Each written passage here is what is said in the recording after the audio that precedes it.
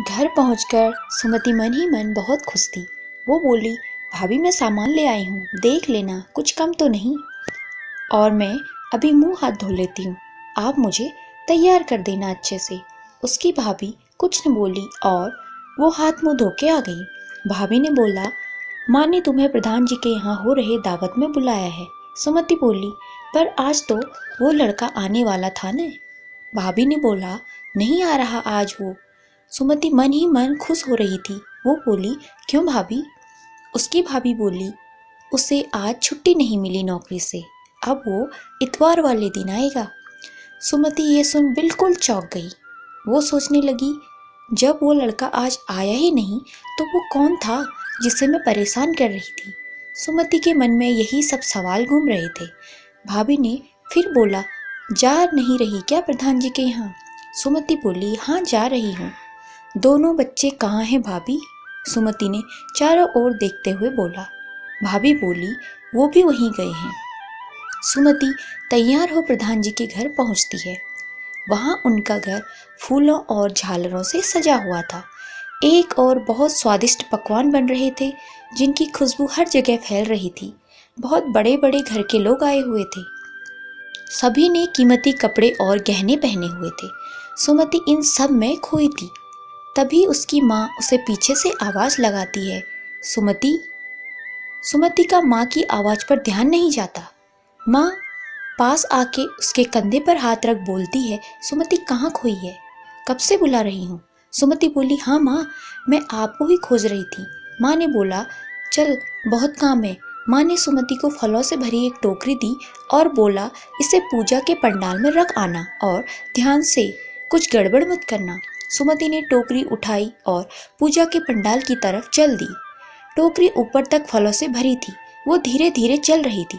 तभी वो किसी से टकरा जाती है और सुमति के हाथ से टोकरी नीचे गिर जाती है और सारे फल बिखर जाते हैं। सुमति बिना उस इंसान को देखे गुस्से में बोलने लगती है, आंखें बंद करके चलते हो क्या? दिखता नहीं क्या? बोलते बोलते फल टोकरी में रखने लगती है। वो लड़का जिसे सुमति टकराई थी वो भी फल उठा उठा कर टोकरी में रखने लगा और बोला, मुझे लगा नहीं था हम फिर मिलेंगे। सुमति चौंक जाती है और उसकी ओर देखती है। ये वही लड़का था जिसे सुमति ने स्कूल से आते समय रास्ते में परेशान किया था। सुमति बुरी तरह से घबरा जाती है और उसके माथे पर पसीने की बूंदें झलक जाती हैं। थोड़ी ही देर में प्रधान जी की पत्नी आती है और बोलती है, अनिकेत बेटा, तुम यहाँ हो? हमें तुम्हारे पिताजी और माँ से बहुत शिकायत है। वो तो आए नहीं, बस तुम्हें अकेले भेज दिया। और रास्ते में क्या हुआ था तुम्हारे साथ? रघु ने बताया, गांव की कुछ लड़कियों ने परेशान किया था तुम्हें। सुमति वहां मुंह नीचे करके खड़ी थी। उन्होंने सुमति से पूछा, क्यों री सुमति, तुझे पता है क्या कौन थी वो लड़कियां? सुमति अब घबराई हुई आंखों से अनिकेत को देख रही थी। उसे कुछ समझ नहीं आ रहा था वो क्या करे। तब अनिकेत ने बात काटते हुए बोला, रहने दो चाची। सुमति ने उन्हें प्रणाम किया और वहां से तेजी से निकल गई। सुमति वहां से जाते हुए बार बार पीछे मुड़कर देख रही थी। उसने वो फलों की टोकरी पंडाल में रखी और वहां से चली गई। वहीं उसे पुष्पा और आशा, उसकी दोनों सहेलियां भी दिख गई। सुमति उनके पास पहुंची और बताया, वो लड़का जिसे हमने रास्ते में परेशान किया था वो यहीं आया हुआ है और प्रधान जी के खास मेहमान हैं। अगर माँ बापूजी को पता चला तो बहुत मुसीबत हो जाएगी। पुष्पा बोली, ये तो बहुत बुरा हुआ, अब क्या करेंगे? सुमति बोली, ऐसा करते हैं, जहाँ भी वो शहरी बंदर अकेला दिख जाए उससे माफी मांग लेंगे, फिर वो किसी को नहीं बताएगा। आशा और पुष्पा ने कहा, ठीक है। सुमति हर जगह अनिकेत को खोजने लगी। उसकी नज़र उस समय अनिकेत को ही ढूंढ रही थी। सुमति की नज़र माँ पर गई। उसने देखा ठकुराइन माँ से कुछ बात कर रही थी। वो सुमति की तरफ इशारा करके बात कर रही थी। सुमति ने जब ये देखा उसे लगा कि अनिकेत ने सब कुछ बता दिया। उसके माथे पर चिंता की लकीरें उभर गई। वो वहाँ से जाना चाहती थी। वो जैसे ही घर के लिए मुड़ी तभी माँ ने आवाज लगाई, ओ सुमति, कहाँ जा रही हो? यहाँ आओ। सुमति उल्टे पांव वहां से निकलने को सोचने लगी। तभी माँ ने आवाज लगाई, सुमति, ओ सुमति। सुमति अनसुना कर रही थी। तब सामने से बाबूजी आए और बोले, क्यों रे सुमति, तुझे सुनाई नहीं दे रहा? तेरी माँ तुझे कब से बुला रही है। सुमति ने बोला, बस बाबूजी, मैं जा ही रही थी। सुमति धीरे धीरे डरते हुए माँ के पास पहुंची। माँ ने बोला, ये क्या बोल रही है ठकुराइन, मुझे तो कुछ पता ही नहीं। सुमति को लगा अब तो डांट और सजा मिलनी पक्की है। माँ ने बोला, क्यों री, क्या किया तूने जो ठकुराइन ऐसे बोल रही थी? सुमति घबरा कर बोली, माँ, मैंने कुछ नहीं किया। माँ ने बोला, अच्छा, तो फिर ठकुराइन को कैसे पता तुझे इतनी सुंदर रंगोली आती है? सुमति को फिर थोड़ा चैन की सांस आई। उसने बोला, रंगोली? आप रंगोली की बात कर रही थी? माँ ने बोला, तो तूने क्या सोचा? सुमति बोली, कुछ नहीं। माँ ने बोला, जा, जल्दी से शाम की पूजा शुरू होने से पहले पंडाल में रंगोली बना दे, रंग वही रखे होंगे। सुमति पंडाल की ओर चल दी। वहां पहुंचकर वो बहुत ही सुंदर रंगोली बनाने लगी। उसने बहुत खूबसूरत रंगोली बनाई और द्वार पर भी रंगोली बनाने चली गई। जब वहां रंगोली बना रही थी, तभी उसने देखा कोई उसकी बनाई रंगोली पर चले आ रहे हैं। सुमति गुस्से में बोलते हुए मुंह ऊपर करती है, इतनी सारी जगह है फिर भी तुम्हें ये रंगोली ही दिख रही है। जब उसने मुंह ऊपर करके देखा तो अनिकेत खड़ा था। सुमति ने उदासी भरा मुंह बनाकर बड़बड़ाते हुए बोली, जानकी मैया, ये मेरे साथ ही क्यों होता है? अनिकेत बोला, सॉरी सॉरी। सुमति को ये सही मौका लगा माफ़ी मांगने का। उसने हाथ जोड़े और बोली, सहरी बाबू, वो जो रास्ते में हमने शरारत की थी ना, उसके लिए माफ़ी दे दो। वो क्या है न, जिसे हमने सोचा था कि आप हो पर वो आप नहीं हो, और जो आप हो उसे मैंने सोचा ही नहीं था कि आप होंगे। अगर हमें पता होता आप कौन हैं तो हम वो न समझते जो समझ लिया कि आप हो। अनिकेत थोड़ा असमंजस में था। तब सुमति खुद के ही सर पर हल्का सा हाथ मार के बोली, क्या बोल रही सुमति? अनिकेत ने बोला, मैं कुछ समझा नहीं। सुमति बोली, वो हम बस माफ़ी मांग रहे थे। वो क्या बोलते हैं अंग्रेजी में, सॉरी। आपको इतनी परेशानी हुई, आपके कपड़े भी गंदे हो गए, उन सब के लिए माफ़ कर दीजिए और ठकुराइन से कुछ न कहना, नहीं तो वो बापूजी और माँ पर नाराज हो जाएगी। अनिकेत मुस्कुराता हुआ बोला, ठीक है, माफ़ किया। सुमति ये सुन खुशी से उछली। उसे ध्यान ही नहीं रहा कि उसके हाथ में गुलाल से भरी टोकरी है। वो लाल गुलाल हवा में उछल गया और गुलाल बारिश की तरह सुमति और अनिकेत के ऊपर गिर गया। ये देख सुमति चौंक गई और अनिकेत की तरफ देखने लगी। अनिकेत के कपड़ों पर लाल गुलाल लग गया। सुमति घबराहट में अनिकेत के कपड़े अपने हाथ से साफ करने लगी। वो साफ होने के बजाय सुमति का हाथ का लाल गुलाल भी अनिकेत के कपड़ों पर लग गया। वो रुआंसी सी हो गई। उसे लगा अभी तो पहले की गलती की माफ़ी मांगी और फिर एक और गलती हो गई। अनिकेत बस मुस्कुराते हुए सुमति को देखे जा रहा था। लाल गुलाल सुमति के चेहरे पर किसी श्रृंगार जैसे लग रहा था। सुमति का सादगी भरा चेहरा लाल गुलाल से गुलाब की तरह खिल गया था। सुमति बोली, कपड़े खराब हो गए, माफ़ कर देना, मैं आपके कपड़े धुल दूंगी। अनिकेत सुमति की सुंदरता में खोया हुआ न तो कुछ सुन रहा था न ही कुछ बोल रहा था। सुमति ने फिर बात दोहराई। तब अनिकेत बोला, कोई बात नहीं, आज हम दोनों एक रंग में रंग गए। सुमति बोली, मैं समझी नहीं। वो बोला, कुछ नहीं। सुमति बोली, आप कपड़े बदल लीजिए और ठकुराइन से कुछ न कहना। अनिकेत मुस्कुराते हुए बोला, ठीक है। प्रधान जी के बेटा प्रताप आता है और अनिकेत को ऐसे रंगा हुआ देख बोलता है, क्या हुआ, किसके साथ होली खेल ली? सुमति डरी हुई अनिकेत के मुंह को देख रही थी। अनिकेत ने बोला, कुछ नहीं भैया, पैर फिसल गया और रंगोली पर गिर पड़ा। प्रताप हंसने लगता है। सुमति वहां से चली जाती है। सभी मेहमानों का नाश्ता शुरू होता है। सुमति और बाकी की लड़कियां सभी मेहमानों के आगे लड्डू और शरबत देती हैं। जब अनिकेत के सामने सुमति शरबत रखती है तो अनिकेत बोलता है, शरबत ही है न, कोई तीखा पानी तो नहीं। सुमति डर से अनिकेत को देखने लगती है। अनिकेत मुस्कुरा देता है। इसी प्रकार नाश्ते का कार्यक्रम होने के बाद शाम की पूजा शुरू होती है। सभी लोग पंडाल में पहुंचते हैं। सभी सुमति के रंगोली की तारीफ कर रहे थे। थोड़ी ही देर में पंडित जी के मुंह से मंत्र की आवाज़ शुरू हो जाती है। बीच बीच में शंख बज रहे थे। गांव के सभी छोटे छोटे बच्चे प्रसाद लेने की लालसा से द्वार पर ही खड़े थे। सुमति भी सर पर दुपट्टा रखे हुए और हाथ जोड़ के बैठी थी। अनिकेत की नज़र सुमति पर ही थी। सुमति की सादगी अनिकेत को भा गई थी। पूजा समाप्त होने के बाद आरती हुई। फिर पंडित जी ने कोई भजन गाने को बोला। तब गांव वालों ने और ठकुराइन जी ने सुमति से बोला भजन के लिए। सुमति भजन गाने के लिए तैयार होती है। अनिकेत ये देख खुशी से कान खड़े कर लेता है। सुमति भजन गाती है।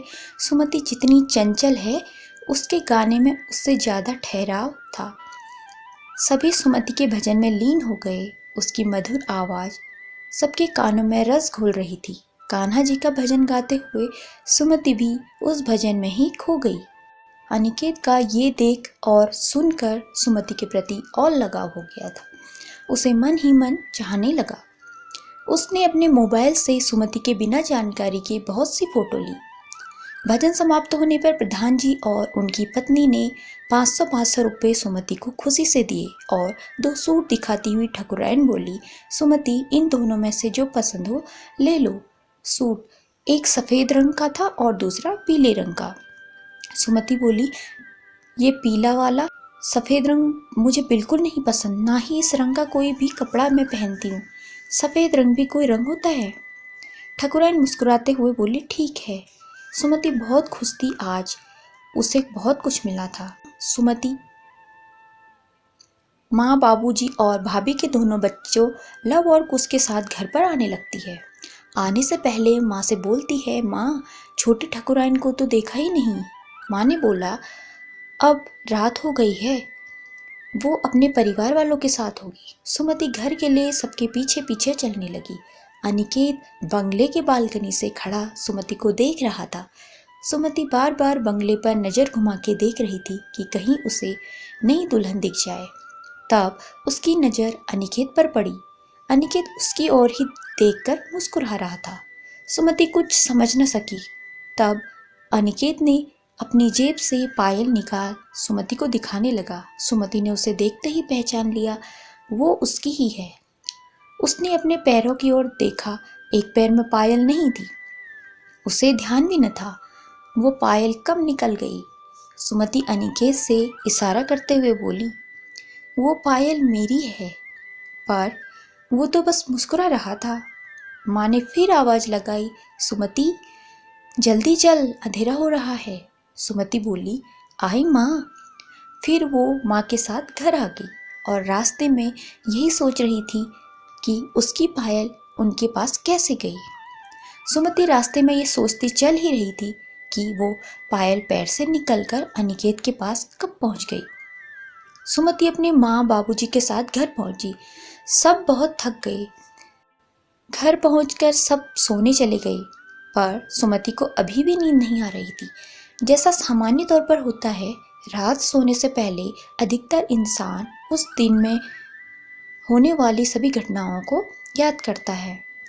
सुमति भी जब आंखें बंद करती तो उसे अनिकेत कभी रास्ते में पानी में गड्ढे में गिरा दिखाई देता, तो कभी गुलाल से लाल रंग में रंगा दिखाई देता। सुमति मुस्कुराते हुए बोली, शहरी बंदर। माँ जो सुमति के पास ही सोती थी, सुमति की आवाज़ सुन नींद में बोली, हम छत पे ना सोए हैं, जो बानर आएंगे। सपना देखा होगा तूने, सो जा। मच्छरदानी अच्छे से चारों ओर से बंद कर लेना, नहीं तो मच्छर फिर रात में सोने भी ना देंगे। सुमति माँ को पकड़कर सोने की कोशिश करने लगी। थोड़ी ही देर में उसे नींद आ गई। इधर प्रधान जी की हवेली में अनिकेत करवटें ले रहा था। वो बार बार मोबाइल में सुमति की फ़ोटो जो उसने बिना सुमति की जानकारी की ली थी उसे देख रहा था और मन ही मन मुस्कुरा रहा था। उसकी पायल हाथों में लिए बहुत देर तक सुमति के ख्यालों में खोया रहा। जब उसे नींद न आई तो वो बालकनी में टहलने लगा। रात के 12:45 बज रहे थे। उसने देखा कुछ काम करने वाले पंडाल का टेंट का सामान एक ट्रैक्टर पर लाद रहे थे और कुछ सफाई कर रहे थे। हवेली के चारों ओर बहुत बल्ब लगे थे, इसलिए अंधेरे में भी हवेली के बालकनी साफ दिख रहा था। जब एक सफाई करने वाला पंडाल में रंगोली को भी साफ करने लगा तब अनिकेत बिना कुछ सोचे समझे चिल्लाया, नहीं, इसे साफ मत करो। वो व्यक्ति घबरा कर अनिकेत की तरफ देखने लगा। तब अनिकेत ने बोला, ये रंगोली मत साफ करो, बाकी सब साफ कर लो। वो व्यक्ति ने हाँ में गर्दन हिलाते हुए जी साहब जी बोल दूसरी ओर की सफाई करने लगा। उस व्यक्ति ने बोला, साहब जी आप शहर से आए हैं? अनिकेत बोला, हाँ काका। तब अनिकेत ने कुछ सोचते हुए बोला, गांव वालों को शहरी लोग पसंद नहीं क्या? तब उस व्यक्ति ने बोला, नहीं तो साहब जी, ऐसा तो बिल्कुल नहीं है। आप ऐसा क्यों बोल रहे हैं? आपको हमारे गांव की कोई बात बुरी लगी क्या? अनिकेत बोला, नहीं, बस रास्ते में मेरा स्वागत कुछ लड़कियों ने बहुत अच्छे से कर दिया था। काम करने वाला बोला, साहब जी मैं समझा नहीं। अनिकेत ने हाथ में सुमति की पायल ले बोला, समझ तो मैं भी नहीं पा रहा, ये मेरे साथ हो क्या रहा है। वो व्यक्ति असमंजस में उसे देखने लगा। तब अनिकेत ने बोला, कुछ नहीं काका। तब काका ने बोला, तो साहब जी आपको हमारा गांव का स्वागत कैसा लगा? अनिकेत कुछ सोचता है जिससे उसका मुंह खिल जाता है। वो तुरंत काका से बोलता है, काका आपके गांव में सब बहुत अच्छा है, यहाँ के लोग और वातावरण में बहुत अपनापन है। काका मुस्कुराते हुए सब बात सुन रहे थे। अनिकेत अपनी बात जारी रखते हुए बोला, और पंडाल की पूजा और उस लड़की का भजन सब बहुत आनंदमय था। न जाने कौन लड़की थी वो, काका इतना मीठा भजन गा रही थी। तब काका बोले, हाँ पंडाल में पूजा। ये सुन अनिकेत ने अपने कान खड़े कर लिए सुमति के बारे में सुनने के लिए। तब काका ने अपनी बात आगे बढ़ाई और बोले, हाँ हाँ वो पंडाल पूजा। अनिकेत बड़ी बेसब्री से सुमति के बारे में सुनने को बेकरार था। काका बोले, बहुत अच्छे हैं वो पंडित जी। अनिकेत ने गुस्से और लाचारी वाला मुंह बनाया और बोला, काका हाँ पर भजन भी तो हुआ था, कितना मीठा था। तब काका बोले, अरे हाँ हाँ, वो तो हमारे गांव की किसनदा की बेटी है सुमति। सुमति का नाम सुन अनिकेत के चेहरे पर एक चमक आ गई थी। अनिकेत बोला, अच्छा सुमति नाम है? काका बोले, हाँ बहुत चंचल है, पूरा गांव वाले उसे बहुत प्यार देते हैं, हमेशा कुछ न कुछ शरारत करती रहती है, इन सब के साथ बहुत गुणवान भी है, सिलाई कढ़ाई और खाना भी बहुत अच्छा बनाती है। हमारे मंदिर के पुजारी जी उसे हर कृष्ण जन्माष्टमी पर भजन और आरती गाने के लिए मंदिर बुलाते हैं। बहुत प्यारी बेटी है, पढ़ने में भी हमेशा अपनी कक्षा में पहले नंबर पर आती है। अनिकेत बहुत तन्मयता से सब सुन रहा था। तभी काका ने कुछ ऐसा बोला कि अनिकेत की सारी खुशी उदासी में बदल गई।